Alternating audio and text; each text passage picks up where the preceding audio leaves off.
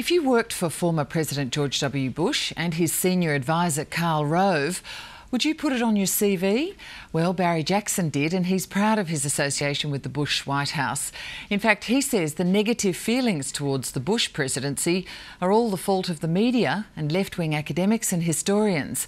A former Chief of Staff for the Republican House Leader, John Boehner, Barry Jackson knows his way around Capitol Hill. He recently completed a visiting fellowship with the US Studies Centre at Sydney University, and I spoke with him earlier. Barry Jackson, thanks very much for joining us. Thanks for having me, Helen. Now, you've said that the media didn't give George W. Bush a fair shake during his presidency, but some of the media would say that during the Bush presidency that there was a growing distrust of politicians among ordinary Americans and that there was concern about America's stature in the rest of the world. Would you agree with that? You know, there has always been a tension with the public, with politicians, and that's why we have elections and people get to cast their votes. But I think the media, in a lot of ways, missed the real story about President Bush and how the world viewed him. And that, you know, you can look at the Asia-Pacific region, you can look at the United States relations with Australia, with China, Korea, Japan, and they've never been better. Is that the only basis on which you say it was, you know, that he didn't lose the confidence of the American people?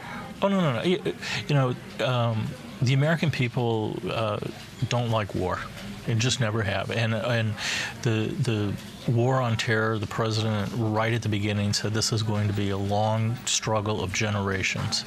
And he took some tough decisions, and people grew tired of it. But at the end of the day, I think what people will come to realize that when history is written, he took the tough decisions, he kept America safe, he helped promote liberty abroad, and those are good things, and ultimately America will be better for it. Well, I guess kept America safe except for 2001, which was the first attack on your soil. Yeah, but I do want to come back to the war on terror and Iraq. But in a fairly famous article in 2006 in Rolling Stone, a leading historian, Sean Wilentz, he suggested that many historians were wondering if George W. Bush might actually be the worst president in America's history.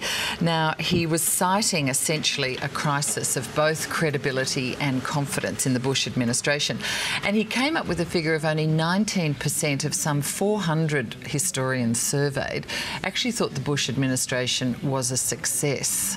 Well, I'd say two things. One is that academia is not known as a bastion of moderation or fairness. 400 historians is a fairly I would say broad cross-section. Most historians tend to lean towards the left. But more importantly, I don't think there has ever been accurate short-term history. When Dwight Eisenhower left the presidency, when Harry Truman left the presidency, when Ronald Reagan left the presidency, people looked at it and said, you know, that was the worst presidency we've ever had. And as time moves on, and as people have the ability to step back and take an objective look at decisions were made and the context by which they were made in and the ultimate outcome, history tends to judge much kinder. One of the most divisive issues for the Bush administration was the war in Iraq. Now, things have got better in Iraq since the surge, but it is still beset by violence and unrest and by terrorism attacks from elements of al-Qaeda in Iran. The war itself was waged on the basis of weapons of mass destruction that didn't exist, and it was supposed to be in the beginning short and sharp, shock and awe. It was all supposed to be over fairly quickly, and here we are 6 years later still fighting it. Do you think President Bush lost a lot of the confidence of the American people, a lot of the goodwill that was after 9/11 and the world as well as the American people? I think there was a belief that you could take Saddam's government out and take care of his military. Looking back, I'm sure people would make different decisions about operationally what he would do. But at the end of the day, what the President and Prime Minister Howard and Prime Minister Kwazumi, Prime Minister Blair all did was they liberated 50 million people from tyranny. They got rid of a tyrant who used chemical weapons upon his own people, someone who defied United Nations Security Council resolutions time and time again. and the Middle East is better off for it. And the surge, again, a very tough decision by the president, actually was successful, not so much that it brought 50,000 troops into combat, but it gave a sense of security to civil society and to the political leadership in Iraq so they could form their own government. And if this proves to be successful, and I have every reason to believe it will, in the heart of the Middle East we'll have a major democracy, and that'll be an enormously helpful stabilizing force in the world. Given the escalation in Afghanistan and more troops going in there, would it have been better to concentrate properly on getting rid of the Taliban and even hunting for Osama bin Laden than pursuing things in Iraq? Look, I think there's sometimes people make false choices, and the notion that the United States could only handle one thing at a time, I think, is one of those false choices. So you think you should have gone on in Afghanistan and pursued it? I think we should have gone into Afghanistan like we did, and I think the president made the right decision by going into Iraq. Helen, if you think back to September 12th, the entire world believed that the United States would be attacked again.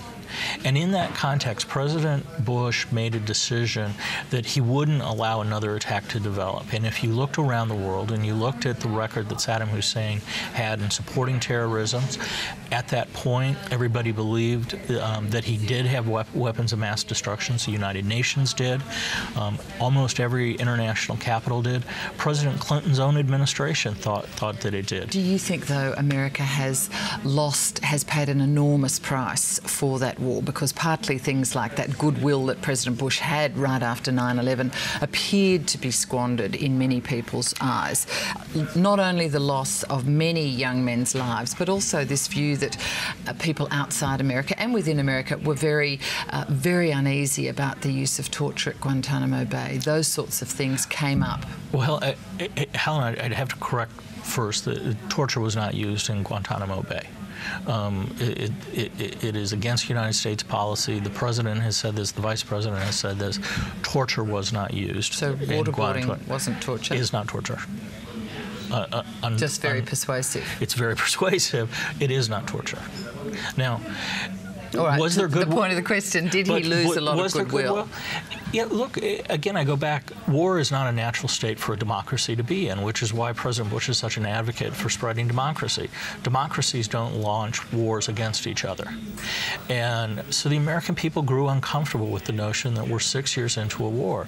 But I'd also have to take issue with the notion that President Bush and his administration were wildly unpopular around the world. I think if you travel throughout Africa, you'll find that President Bush and what he did in Africa is greatly appreciated. I think if you travel through most of the Asian region, that people will say, the United States under President Bush did an awful lot to improve relations in the Asia-Pacific region, and people are grateful towards that. You had an extraordinary position in that Bush administration. You worked close up with George W. Bush, with Dick Cheney, with Karl Rove, all big characters and controversial in their ways. How would you describe your time working for those guys? I'll tell you what, it was the greatest honor and privilege of a lifetime to serve the American people at this critical moment of history under the leadership of President Bush and Vice President Cheney.